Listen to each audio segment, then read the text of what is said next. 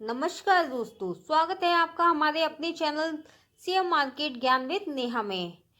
आज का सबसे बड़ा सवाल है, एफआईआई क्यों छोड़कर जा रहे हैं भारतीय शेयर बाजार। जी हाँ, क्या कारण है और यह कब तक वापस आ सकते हैं, इनके लौटने की उम्मीद कब तक है, इन सारे मुद्दे पर डिटेल में बात करते हैं।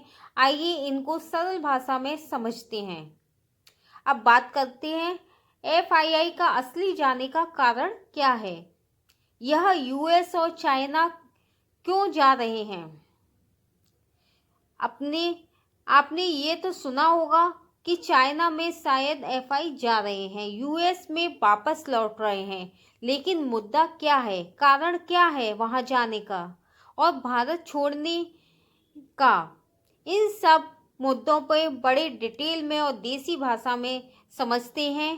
इसलिए आज मैं जब भी आपके सामने कोई भी वीडियो लाती हूँ तो उसके ऊपर अच्छे से रिसर्च करके लाती हूँ। मेरी कोशिश यह रहती है कि मुझे कोई भी मेरी वीडियो को देख रहा है, चाहे वो 10 मिनट हो, 5 मिनट हो, चाहे 20 मिनट हो, उसने हमारे सेशन पर तो उसको हमारे इस चैनल के माध्यम से पूरी इन्फॉर्मेशन मिलनी चाहिए, वो भी किस भाषा में, एक सरल भाषा में। अब हम आगे अपने पॉइंट पर आते हैं। एफआई और डीआई भारतीय शेयर बाजार में निवेशकों की हिस्सेदारी घटी, ये सब आप भी जानते हैं और हम भी। हाल कुछ इस तरीके से रहा है। मंथली वाइज अगर हम डेटा देखें तो दिसंबर में 16,000 करोड़ की बिकवाली रही। इन्होंने नवंबर में 45,000 करोड़ की और अक्टूबर में 44,000 करोड़ की बिकवाली की है।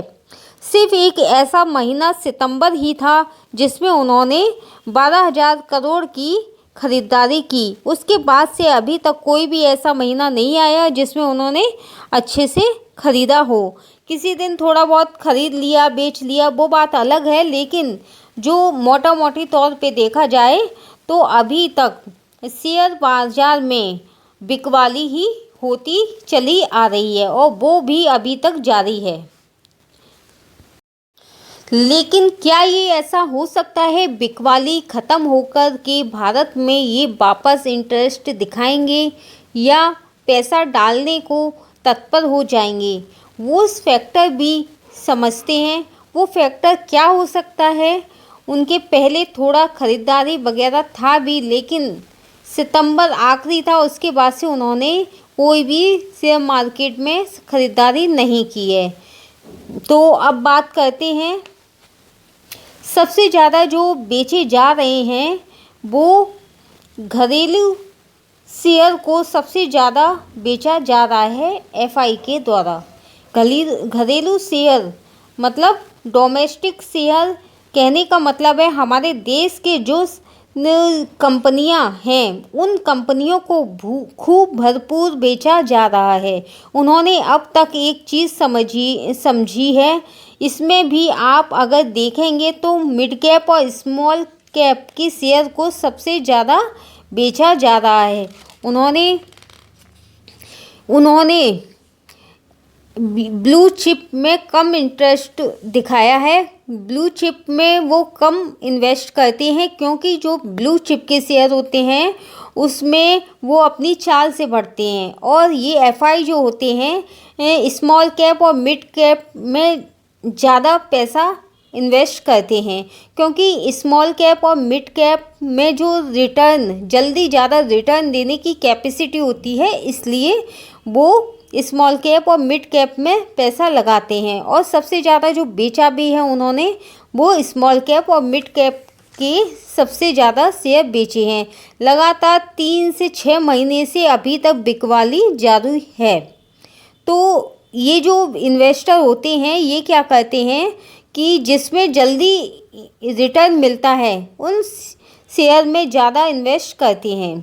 जैसे कि मिड कैप हुआ, स्मॉल कैप हुआ, इनमें क्या होता है कि रिटर्न देने की कैपेसिटी ज़्यादा होती है। जिस हिसाब से ये रिटर्न देते हैं उसी हिसाब से ये गिरते भी हैं।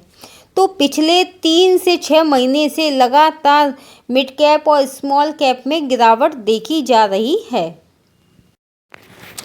देखिए, एफआई जा रहे हैं, इस पे इतनी टेंशन लेने की बजाय हम ये जानते हैं कि एफआई होते कौन है। मतलब एफआई एक फॉरेन इंस्टीट्यूशनल इन्वेस्टर होते हैं। ये तो आप भी जानते हैं कि जो विदेशी इन्वेस्टर होते हैं हमारे देश में पैसा लेकर आते हैं और पैसा डालने के लिए शेयर बाजार में, और उनका इंटेंशन क्या होता है, वो भारत में पैसा, चाइना में पैसा और यूएस में पैसा, किसी भी देश में पैसा क्यों डालती हैं। उनका इंटेंशन सिर्फ और सिर्फ ये होता है कि इंडियन शेयर बाजार में आकर उनको अपना पोर्टफोलियो बिल्ड करना है। नहीं, क्या इंडियन शेयर मार्केट में आकर उनको लॉन्ग टर्म के लिए इन्वेस्टर बनना है। नहीं, उनका इंटेंशन सिर्फ, उनका पर्पस सिर्फ ये होता है, सिर्फ मुनाफा कमाना, और वो भी कितने कम समय में बन सकता है, बस यही उनका उद्देश्य होता है। तो यह समझ लीजिए कि अब एफआई जा रहे हैं तो चिंता के विषय में ज़्यादा ना आए, क्योंकि एफआई आते ही जाने के लिए है। जैसे हम लोग डीआई होते हैं, तो डीआई का पर्पस क्या होता है, टिके रहना, पोर्टफोलियो बनाना, देश की इकोनॉमी में हिस्सेदार बनना। वो सालों साल के लिए देश में ही रहने वाले हैं, लेकिन इनका ये पर्पस नहीं होता। वो बहुत ज़्यादा चिंता करने की ज़रूरत नहीं है। एफआई जा रहे हैं, आज अगर जा रहे हैं तो कल वापस भी आ जाएंगे, लेकिन यह समझना है कि कौन सा फैक्टर हमारे देश में ऐसा बने जिससे कि हमारे बजट में बने, जिससे कि ये जिस तरह से जा रहे हैं उसी तरह से ये वापस भी आ जाएं। क्या पॉसिबिलिटी है आने वाले बजट में कि ऐसा कोई ऐसा फैक्टर बने जिसकी वजह से ये जैसे एफआई जा रहे हैं उसी तरह से वापस भी आएँ। देखते हैं। अब अभी तक हमने जाना कि एफआई क्या होते हैं, अभी तक के मैं बताया, ठीक है। अब हम बात करते हैं इंडियन मार्केट के बारे में। इंडियन मार्केट आप भी जानते हो कि इंडियन मार्केट जो अभी तक है वो इंडियन मार्केट ओवर वैल्यूड है। इंडियन मार्केट ओवर वैल्यूड है, ये बात सच है कि इंडियन मार्केट अपने पीक पर है, ऑल टाइम हाई पर है। अब आप बताइए कि जब इंडियन मार्केट अपने पीक पर है, उनको जितना कमाना था, जितनी पॉसिबिलिटी थी उनकी, उन पूरी कर चुके हैं। तो अब उनने कहा पॉसिबिलिटी जो पूरी हो ही चुकी है, तो अब निकलते हैं। तो अब निकल के कहाँ जाएं, यूएस जाएं या चाइना। और वो ये भी जानते हैं Q3 के रिजल्ट अभी ख़राब हैं, अब Q2 के पहले से ही ख़राब आए हैं, Q3 की भी पूरी उम्मीद है ख़राब आने की। कंज्यूमर कंपनी की डिमांड घट रही है, मतलब कंज्यूमर कंपनी की डिमांड FMCG सेक्टर वगैरह आप देखोगे सब में रिजल्ट ख़राब आए हैं। तो हमारे देश में कभी इस महीने चुनाव हो रहे हैं तो कभी उस महीने, पूरे सालों साल चुनाव होते रहते हैं। तो अब जब होता क्या है कि चुनाव कोई छोटा मोटा प्रोसेस तो होती नहीं है, बहुत एनर्जी की ज़रूरत पड़ती है, कैपिटल की ज़रूरत पड़ती है, लोगों की ज़रूरत पड़ती है, बहुत सारी चीज़ें की लगती हैं। तो सरकार का ध्यान किसी दूसरी जगह से हटकर मेन जगह पहुंच जाता है चुनाव की तरफ, ठीक है। तो बहुत सारे काम ऐसे होते हैं सरकार के जो डिले होते रहते हैं या डिस्टर्ब होते हैं या रुकता है, तो ध्यान सरकार का वहाँ से उठकर चुनाव की तरफ चला जाता है। इसीलिए तो मोदी जी बड़े इलेक्शन की बात कर रही हैं। मोदी जी की कुछ बातें बहुत अच्छी होती हैं, तो इससे क्या होगा, बड़े इलेक्शन अगर हो जाए तो देश की जो बहुत ज़्यादा तरक्की होना स्टार्ट हो जाएगी, बहुत फास्ट हो जाएगी, डेवलपमेंट होगा। तो इसको हम सरल भाषा में समझते हैं। पॉइंट पर आते हैं, तो Q3 का रिजल्ट खराब आने की पूरी पॉसिबिलिटी है। एफआई अभी मार्केट से और भी पैसा निकालेंगे। तो अब चाइना में होता क्या है, चाइना में सरकारी स्टिमुलस घट रहा है, ठीक है। तो सरकारी स्टिमुलस में क्या होता है कि मैं सरकारी स्टिमुलस के बारे में बात करते हैं। तो इसमें क्या है कि पिछले 2 सालों से चाइना जो है उसकी हालत बद से बदतर थी 2 सालों से। ठीक है।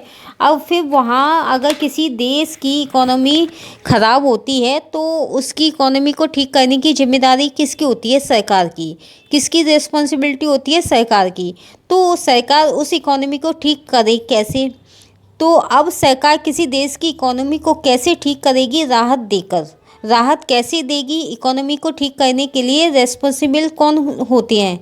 किसी देश के ये जो बड़े बड़े बिजनेसमैन होते हैं, बड़े बड़े इंडस्ट्री वाले होते हैं, वही तो ठीक करेंगे, वही तो रोजगार पैदा करेंगे, वही तो ज़्यादा डेवलपमेंट ला कर के ज़्यादा रोजगार लेकर के देश में ज़्यादा धंधा लाएंगे, बाहर विदेशों से पैसा अपने देश में लाएंगे, वही तो करेगा अच्छा। उनको राहत की सांस कौन देगी? सरकार देगी। राहत की सांस कैसे